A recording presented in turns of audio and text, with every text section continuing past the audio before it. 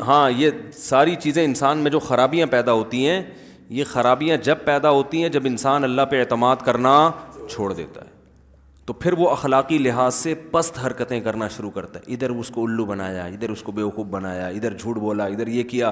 اور جو عزت دار آدمی ہے، جو اللہ پہ اعتماد کرتا ہے، بھائی جو رزق میرے مقدر میں اللہ نے لکھ دیا ہے وہ مجھ تک پہنچ کر رہے. دیکھو ایک چھوٹی سی بات کر کے بیان ختم کرتا ہوں. بعض دفعہ یہ ہوتا ہے کہ ایک آدمی کا کاروبار چل رہا ہے، دودھ کی دکان ہے فار ایگزامپل، اس کے پاس رش ہے. آپ کو پتہ ہے میں نے اگر اس کے ساتھ دودھ کی دکان کھول لی، اس کا کاروبار بولو بھائی بند ہو جائے. اخلاقیات کا تقاضا کیا ہے کہ آپ یہاں اپنی شاپ بولو نہ کھولیں، کہیں اور کھول لو. لیکن لوگ کرتے ہیں ایسا؟ نہیں کرتے، برابر میں کھول لیں گے. جائز تو ہے، ظاہر ہے آپ کی پراپرٹی، آپ جو مرضی کرو، لیکن اخلاقیات کا تقاضا یہ نہیں ہے. کسی اور جگہ کھول لو. ایک عرب تھے، ہمارے حضرت کو انہوں نے اپنا واقعہ بتایا کہ میری دکان پہ بہت رش تھا، خاص طور پہ جو عید کے دن ہوتے ہیں نا ان میں شاپنگ کا بہت رش ہوتا ہے. کہہ رہے ہیں میری جو ساتھ والی دکان تھی وہی چیز وہ بھی بیچ رہا ہے لیکن اس کے پاس رش ہی نہیں ہے. تو ایک دن میں نے اپنی دکان صرف اس لیے نہ بند کی، شٹر گرایا کہ تھوڑا رش کچھ وہ بھی کما لے. سمجھ میں آ رہی ہے بات؟ یار وہ بیچارہ، اس کو دیکھ کے ترس آنا شروع ہو گیا تھا کہ وہ کیا سوچتا ہوگا. تو آج میں چھٹی کرتا ہوں، مجھے اللہ نے بہت دے دیا، کچھ اس کو بھی کمانے دو، جو میرے مقدر کا ہے وہ مجھے مل کے رہے گا. لیکن پڑوسیوں کا احترام ہے نا، تو پڑوس میں تو چاہے دکاندار ہو یا کچھ بھی ہو. ہمارے یہاں کیا ہوتا ہے، کان بھر رہے ہوتے ہیں اس کے پاس نہیں جانا، یہ 2 نمبر مال بیچتا ہے. سائڈ پہ لے جا کے نا خسر پسر کر رہے ہوتے ہیں. اس کو یہ خطرہ ہوتا ہے کہ یہ میرے خلاف بول رہا ہے، ویسے بولتے رہیں گے. میرے ایک بائک لے کے میں گیا کسی کے پاس، تو میں پہلے اس کے پاس جاتا تھا، اب میں اس کے پاس چلا گیا نا ساتھ والے. تو میں نے کام کروایا تو اس نے مجھے کہا یار تم اس کے پاس کیوں جاتے ہیں، یہ ساتھ میں یہ 2 نمبر آدمی ہے، گڑبڑ کرتا ہے. بہرحال اس کو بتانا نہیں مفتی صاحب کہ میں نے آپ کو یہ کہا، یہ بندہ ہی ٹھیک نہیں ہے. بالفرض اگر بندہ ٹھیک نہیں بھی ہے، ایک مثال دے رہا ہوں، تو یا تو آپ کوئی ثبوت پیش کرو. ثبوت نہیں ہے تو خامخواہ میں چکر میں ڈالنا یہ تو غیر اخلاقی حرکت ہے نا. میں تو چکر میں آ گیا، پتہ نہیں یہ جھوٹا ہے یا وہ جھوٹا ہے، تو میں نے دونوں سے ہی کام کرانا چھوڑ دیا. میں نے کہا یا تو یہ سچ کہہ رہا ہے، یہ 2 نمبر ہے، اگر یہ نہیں ہے تو پھر یہ تو 2 نمبر بہرحال ہے ہی. تو نہ خود جیتے ہیں نہ دوسروں کو جینے دیتے ہیں. اگر وہ 2 نمبر ہے بھی تو آپ کے پاس ثبوت نہیں ہے تو آپ بولو بھائی یا کام کرا لیں.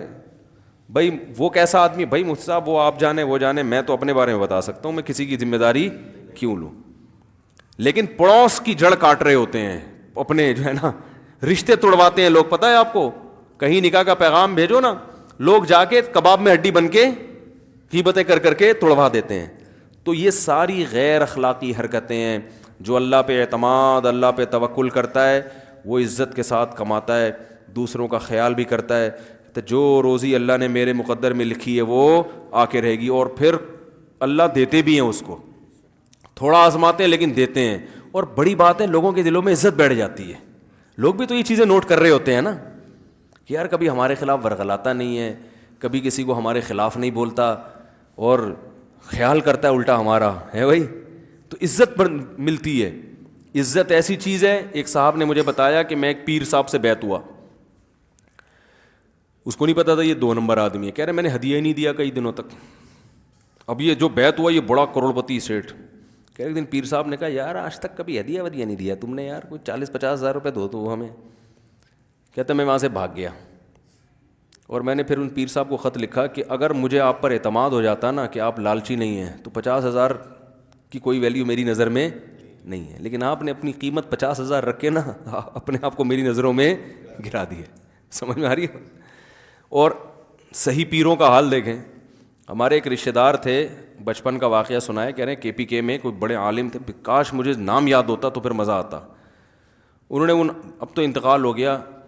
کہتے ہیں میں ان بزرگ کے پاس گیا، بڑی غربت کے حالات، ان سے میں بیعت ہوا، اصلاحی تعلق قائم رکھا. ایک دن میں نے ان کو لفافہ دیا تو کہہ رہے ہیں اپنے کسی مرید کو انہوں نے وہ لفافہ کہا کہ ان کو جا کے واپس کر دو.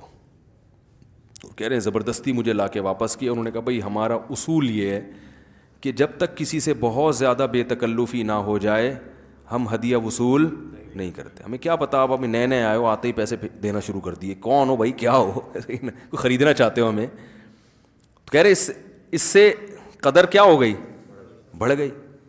تو عزت کے ساتھ دیکھو, حضرت عمر رضی اللہ تعالیٰ عنہ سے رسول اللہ صلی اللہ علیہ وسلم نے ارشاد فرمایا کہ پیسہ اگر اشراف نفس کے بغیر آئے, میں اس کا اردو میں ترجمہ کروں گا, تو یہ اللہ کی رحمت ہے. لالچ کے ساتھ آئے تو یہ رحمت نہیں ہے. اشراف نفس کہتے ہیں لالچ کے بغیر.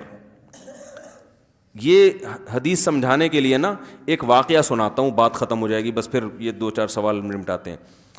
ایک بزرگ تھے, ان کے پاس ایک طالب علم پڑھنے کے لیے گیا. یہ پرانا واقعہ ہے. وہ جب طالب علم نے اپنے استاذ کی حالت دیکھی نا کہ یہ تو بڑی حالت ان کی کیا ہے, خراب ہے, ایک دن استاذ سے پوچھا آپ کے گھر کچھ کھانے کو ہے؟ انہوں نے کہا نہیں ہے. ویسی باتوں ان کا کیا پتا تھا کہ یہ کچھ لے آئے گا اٹھا کے, انہوں نے کہا نہیں ہے. اس نے کہا اچھا میں جا رہا ہوں. گیا, سالن روٹی لے کر آیا. تو ان استاذ نے کہا کہ میں یہ نہیں کھاؤں گا. کیوں نہیں کھاؤں گے بھائی؟ کہا جب تم اٹھ کے گئے نا میرے دل میں لالچ آئی کہ یہ میرے لیے کچھ لے کر آئے گا. تو میرے دل میں کیا ہو گئی, لالچ, ایک لالچ پیدا ہو گئی, اب تو مزے آ گئے, کچھ نہ کچھ تو لے کر آئے گا, ٹھیک ہے نا. تو اس لیے لالچ کے ساتھ جو چیز ملے گی وہ میں نہیں کھاؤں گا, واپس لے جاؤ. طالب علم بھی بڑا ذہین تھا, اس نے کہا ٹھیک ہے جی آپ کا جیسے حکم. گیا, گھوم کے واپس آ گیا, کہہ رہے یہ لیں. انہوں نے بولا کیوں بھائی؟ انہوں نے کہا یہ آپ کے لیے ہدیہ. انہوں نے کہا میں نے منع کیا. انہوں نے کہا وہ تو پہلی دفعہ لالچ تھی نا, اب تو مایوس ہو گئے تھے نا, ٹھیک ہے نا, کہ چلا گیا. انہوں نے کہا ہاں اب تو مایوس, اب کھاؤ. بالکل کھاؤں گا, یہ بغیر لالچ کے آیا ہے. نہیں آئی بات. دوسروں کی جیبوں پہ نظر رکھ کے جو پیسہ آئے گا اس میں برکت نہیں ہوگی, اس سے کتا پن پیدا ہوگا. کتے کا بھی یہی کام ہوتا ہے نا, جب بھی آپ کو سونگتا رہتا ہے, جب جہاں بھی جاؤ گے نا کچھ دے گا دے گا دے گا, جتنی بوٹی ڈالو گے پھر اور چپکے گا, اور ڈالو گے اور چپکے گا. تو جو لالچی آدمی ہوتا ہے لوگوں کی جیبوں پہ نظر ہے کہ پچھلی دفعہ اس نے اتنے پیسے دیے تھے, پتہ نہیں اس دفعہ دوسرے بیٹے کی شادی ہے کتنا ہدیہ دے گا, اب دیکھتے ہیں. سوچ رہے ہوتے ہیں یار دیکھوں, وہ کھجانے کے لیے جیب میں ہاتھ ڈال رہا ہے, شاید اب نوٹ نکال رہا ہے. لوگ گفٹ دیتے ہیں نا ایک دوسرے کو, بھائی بیٹے کی شادی ہوئی ہے یہ لو لے لو بھائی گفٹ لے لو, آپ کی شادی ہوئی لے لو. تو اب کوئی ایسا دوبارہ کوئی پروگرام ہو تو لالچ, اب دیکھتے ہیں یہ کتنے دے گا. وہ ایسے ہی آ گیا کچھ دیے بغیر, تو عجیب سی دل میں نا فیلنگ, ہائے یہ کیا ہو گیا یار, ہم تو بڑی امیدیں رکھ کے آئے تھے. تو اس لالچ کے ساتھ جو پیسہ آتا ہے, اس پیسے سے لالچ ختم نہیں ہوتی بلکہ بڑھتی. آپ کتے بن جاؤ گے اس کے سامنے, ناک رگڑنا شروع کر دو گے ایک دن. استغنا کے ساتھ جو پیسہ آتا ہے اس میں اللہ برکت دیتے ہیں. تو یہ استغنا کے ساتھ واپس چلے گئے, طالب علم دوبارہ لے آیا, انہوں نے کہا آپ کھائیں گے, ٹھیک ہے نا. تو اس طرح جو پیسہ عزت کے ساتھ آئے اس میں اللہ کی طرف سے برکت ہوتی ہے, انسان کی عزت ہوتی ہے, وہ اللہ کی رحمت ہے. ہمارے حضرت مفتی رشید احمد صاحب تو اتنے زیادہ مستغنی تھے کہ اپنی ذات کے لیے تو سوال ہی پیدا نہیں ہوتا, مدرسے کے لیے بھی کبھی چندہ نہیں مانگا حضرت نے, حالانکہ وہ تو جائز ہے. حضرت نے جب مدرسہ بنایا تو لوگوں نے کہا کہ اب آپ چندے کا اعلان کریں, مدرسے میں طلبہ آئیں گے, استاذوں کی تنخواہیں کہاں سے. اس وقت حضرت کے پاس زیادہ پیسہ نہیں تھا, وہ تو بعد میں اللہ نے جب جائیدادیں تقسیم ہوئی تو پیسہ آیا. تو حضرت نے فرمایا میں تو چندہ نہیں مانگوں گا, لوگ دیکھ نہیں رہے, مولوی نے مدرسہ بنایا ہے, شہر کے اندر ہے, لوگ بچے پڑھ رہے ہیں, استاذوں کی تنخواہیں کہاں سے نکلیں گی, بچوں کا کھانا کا کہاں سے ہوگا, تو لوگ دیکھ رہے ہیں نا, خود کریں. تو لوگوں نے کہا حضرت آج کل لوگوں میں اتنا شعور نہیں ہے, اس سے تو آپ کا مدرسہ بند ہو جائے گا, آپ کی بدنامی ہوگی, مدرسہ بند ہو جائے گا, آپ کی بدنامی ہوگی. اتنے بڑے عالم نے, مفتی نے مدرسہ کھولا, وہ تھے شیخ الحدیث, بہت بڑے عالم تھے, اور دیکھو چلا ہی نہیں سکے, بند کر دیا. فرمایا میری بدنامی نہیں ہوگی, کراچی کے سیٹھوں کی بدنامی ہوگی, ٹھیک ہے نا, کہ ایک اتنے بڑے مولوی نے مدرسہ کھول کے بیٹھا اور کراچی کے سیٹھ اتنے کنجوس ہوتے ہیں کہ وہ مدرسہ بھی نہیں چلا سکے. ایسا اسٹائل تھا ہمارے حضرت کا. پھر کیا ہوا کہ وہ مسجد کا کام تھا شٹرنگ, تو ایک سیٹھ نے حضرت سے کہا, خود آ کے کہا کہ میں یہ چھت کی بھرائی میں کرواؤں گا, پوری چھت میں بنواؤں گا. فرمایا ٹھیک ہے صحیح ہے. اب وہ چھت کی اس نے آدھے پیسے دے دیے, آدھے رہ گئے, اس آدھے پیسے میں شٹرنگ ہو گئی, مال ڈلنا باقی ہے, وہ مزدور کھڑے ہوئے ہیں, وہ سیٹھ مارکیٹ سے شارٹ. لوگوں نے کہا حضرت سے کہ حضرت آپ ان کو فون کریں, اس سیٹھ کو بولیں یار یا تو باقی بھی نہ دیتے, دے ہو تو یہ مزدوروں کو کیسے بھگاؤں میں. وہ بولیں گے یار جب پیسے نہیں تھے تو بلایا کیوں ہم کو. حضرت نے فرمایا نا نا نا, میرا کام ہے ہی نہیں, یہ میرا ذاتی کام تھوڑی, اللہ کا کام ہے, میں کیوں اس کے سامنے ہاتھ پھیلاؤں. جائز ہے مانگنا, آپ ایسا نا علماء کو اس معیار پہ پرکھنا شروع کر دیں. نبی نے بھی چندہ مانگا ہے, صحابہ سے کہا ہے, لیکن حضرت نے لوگوں کے حالات کی وجہ سے نا کہ مولوی کا امیج خراب کر دیا گیا ہے, جو مولانا صاحب جا رہے ہوں لوگ چندہ نہ مانگ رہے ہوں, تو حضرت نے فرمایا میرا کام نہیں ہے بھائی, اللہ کا گھر ہے, میں نہیں مانگوں گا. اور پھر فرمایا میں نے زندگی بھر کسی سے نہیں مانگا ہے, آج اگر میں نے مانگ لیا اور اللہ نے کہا کہ ٹھیک ہے تو نے مانگ لیا نا, اب مانگتا رہے, تو میں کیا جواب دوں گا اللہ کو؟ حضرت فرمایا نہیں مانگوں گا. وہ مزدور بھی کھڑے ہوئے ہیں, لوگ بھی کہہ رہے ہیں بھائی بیعزتی. حضرت فرمایا بھائی نہیں ہے جاؤ, جیسا جتنا ہو گیا جاؤ. حضرت نے نہیں مانگا. فرمایا جس نے کام شروع کرایا وہی کرائے گا, ہم دوبارہ نہیں, ہم اس سے نہیں کہیں گے. تو اللہ کی قدرت کہ وہ اس کا فون آ گیا کہ میں معذرت چاہتا ہوں, میں پیسے لے کے پہنچ رہا ہوں. ٹھیک ہے نا. تو جو دینی کام کے لیے جن کا یہ استغنا تھا, تو اپنی ذات کے لیے کیسا ہوگا خود سوچو. اپنی ذات کے لیے تو سوال ہی پیدا نہیں ہوتا. ایک اور واقعہ سنا دوں, بس بات ختم کرتا ہوں. ایسا استغنا تھا, ہٹو بچوں, یہ خودداری ہوتی ہے, یہ انسان کو بڑی ترقی دیتی ہے. ہمارے حضرت جایا کرتے تھے روزانہ صبح پارک ٹہلنے کے لیے, چہل قدمی کرنے کے لیے.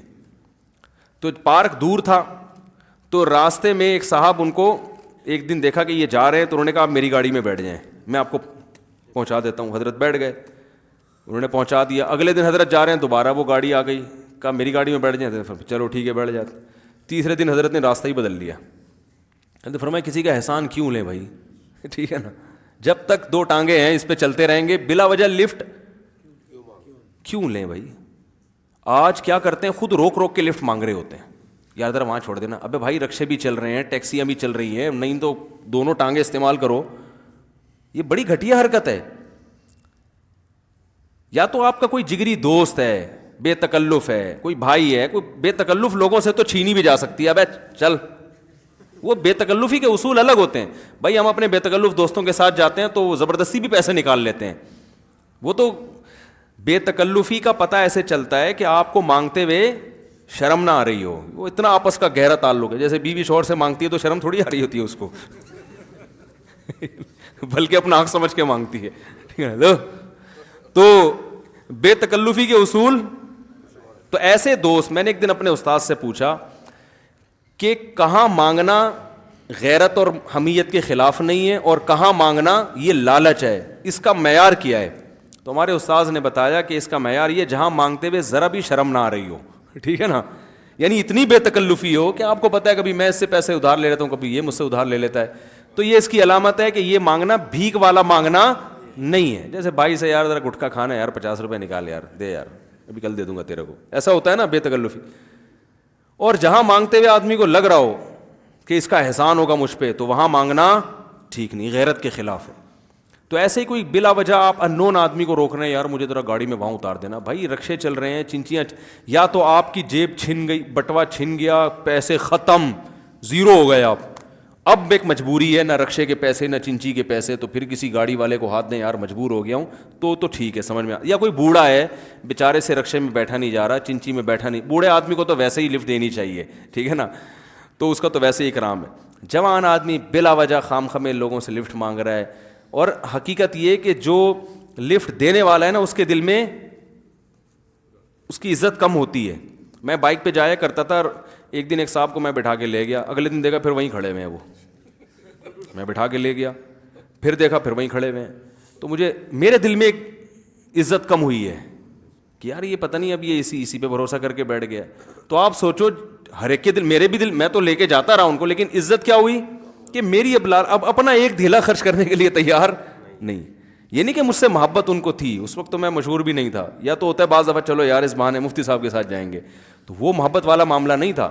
وہ میرے خلاف بھی تھا, وہ آدمی سارا دن نا میرے خلاف بولتا رہتا تھا, یوں ہی ہے یوں ہے. تو لالچ نہ کرو, استغنا کے ساتھ اپنی W11 وہ دوسرے کی لینڈ کروزر سے بہتر ہے. اپنی W11 ہو دوسرے کی لینڈ کروزر سے بہتر ہے کہ اپنی دو ٹانگوں پہ چلا جائے انسان. بھائی عزت تھوڑا کھائیں گے, اپنا کھائیں گے. یہاں ایک بیچارہ پٹھان تھا, سیدھا سادہ, گنے کا رس جوس لگاتا تھا وہ. اب کیا ہوا کہ میرے ساتھ کچھ اس کی گپ شپ ہو گئی اچھی. اب کیا ہے کہ اس وقت میرے پاس ٹائم بھی کچھ ہوا کرتا تھا, آج فلاں دوست نے دعوت کی, تو وہ میرے تو جگری یار ہوتے تھے, تو چلو یار کبھی ہم نے کھلا دیا, کبھی تم نے کھلا دیا, آج فلاں کے یہاں, اس کو بھی میں لے جاتا تھا. تو تو ایک دن کیا ہوا, وہ مجھے کہتا ہے کہ میں نے کہا چلو فلاں جگہ چلتے ہیں, وہاں آج ہوٹل پہ کھاتے ہیں. اس نے کہا یار, کہتا ہے مفتی صاحب جو گھر میں اپنے کھانے کا ہے نا وہ کسی دوسرے کے کھانے کا مزہ نہیں ہے. میں نے کہا یہ ہے غیرت مند. جو لالچی ہوتا ہے کہتا ہے فری پھوکڑ کے مزے. غیرت مند یہ کہہ رہے یار اپنے گھر کی روٹی, وہ آپ کے تعلق والے نے, میرے تھوڑی ہیں. اس کا یہ کہنا یہ تھا. تو مجھے میرے دل میں اس کی عزت بڑھ گئی. یہ غیرت مند آدمی ہے. گنے کا ٹھیلا لگا کے جو روکھی سوکھی کھا رہا ہے, واقعی اپنے گھر کا جو مزہ ہے وہ دوسرے کے پیسوں پہ مزہ نہیں ہے. تو استغنا کے ساتھ زندگی گزارو تو پھر نہ جھوٹ بولنا پڑے گا, نہ پیسوں میں خیانت کرنی پڑے گی. لوگ ایک گڑبڑ یہ بھی کرتے ہیں کہ کوئی آپ کو پیسے دیتا ہے نا زکوٰۃ دینے کے لیے, آپ کہتے ہو میں بہت مستحق ہوں, خود ہی کھا جاتا ہوں میں. یہ جائز نہیں ہے. آپ چاہے زکوٰۃ کے مستحق ہوں تو بھی آپ کے لیے وہ کھانا جائز, کیونکہ اس نے آپ کو زکوٰۃ دینے کا وکیل بنایا ہے, کھانے کا وکیل نہیں بنا. بعض لوگ یہ کہتے ہیں, مجھ سے مسئلہ پوچھتے ہیں کہ اس نے کہا بھائی یہ زکوٰۃ ہے جو چاہیں کریں, تو اس نے تو جو چاہیں کہہ دیا میں کھا رہا ہوں. میں نے کہا جو چاہیں کا مطلب ہوتا ہے جہاں چاہیں دیں, جس پر اعتماد ہو. خود کھانے کے لیے صراحتاً اجازت لینا ضروری ہے کہ بھائی میں بھی زکوٰۃ کا مطلب کھا لوں, ٹھیک ہے نا. ایسے پوچھیں گے تو حلال ہوگا, ورنہ حلال نہیں ہوگا. اور میں نے کہا یہ پوچھنا غیرت کے خلاف ہے. جو تمہارے مقدر میں وہ اللہ تمہیں دے گا یار, کیوں پوچھ کے اپنے لیے زکوٰۃ حلال کر رہے ہو. زکوٰۃ دینے کے اصول کچھ اور ہیں, لینے کے اصول کچھ اور ہیں. دینا ہر اس شخص کو جائز ہے جس کے پاس 52.5 تولے چاندی کے برابر مالیت نہ ہو, دے سکتے ہیں اس کو. لیکن مانگنا اس کے لیے جائز ہے جس کے پاس 2 وقت کے کھانے کی روٹی نہ ہو. جو زکوٰۃ کا مستحق ہے اس کے لیے مانگنا جائز نہیں ہے. سمجھ رہے ہیں, مانگنے کے اصول شریعت میں الگ ہیں. آپ ہٹے کٹے ہو, صبح کدال لے کے آپ جا کے 2 وقت کی روٹی کما سکتے ہو, آپ کے لیے مانگنا جائز نہیں. ہاں کوئی بیماری آ جائے تو ایک الگ بات ہے. روٹی کے لیے پیسے مانگنا جائز نہیں اگر آپ 2 وقت کی روٹی بھی آپ کو کھانے کو مل رہی ہے, کیونکہ روٹی کی ضرورت اللہ آپ کی پوری کر رہا ہے. کل کے لیے نہیں مانگ سکتے آپ, آج کے لیے مانگ سکتے ہو. اگر صبح بھی روٹی نہیں ملی, شام کو بھی نہیں ملی, بھوکے مر رہے ہو, پھر آج کے لیے روٹی اگر آپ غریب ہو تو مانگ سکتے ہو. اجازت ہے, ترغیب اس کی بھی نہیں ہے. تو اسلام تو میرے بھائی خودداری سکھاتا ہے, عزت کے ساتھ جینا سکھاتا ہے. ادھر سے لوٹا ادھر سے کھسوٹا, یہ جیب میں ہاتھ ڈال رہا ہے تو شاید پھدیا نکال رہا ہو, یہ جناب آ رہا ہے ولیمے میں, لفافہ دیا اس نے, آپ خوشی سے پاگل ہو. ولیمے کے سارے پیسے آپ کو پتہ ہے لفافوں سے پورے ہوتے ہیں, بلکہ زیادہ ہی مل جاتے ہیں.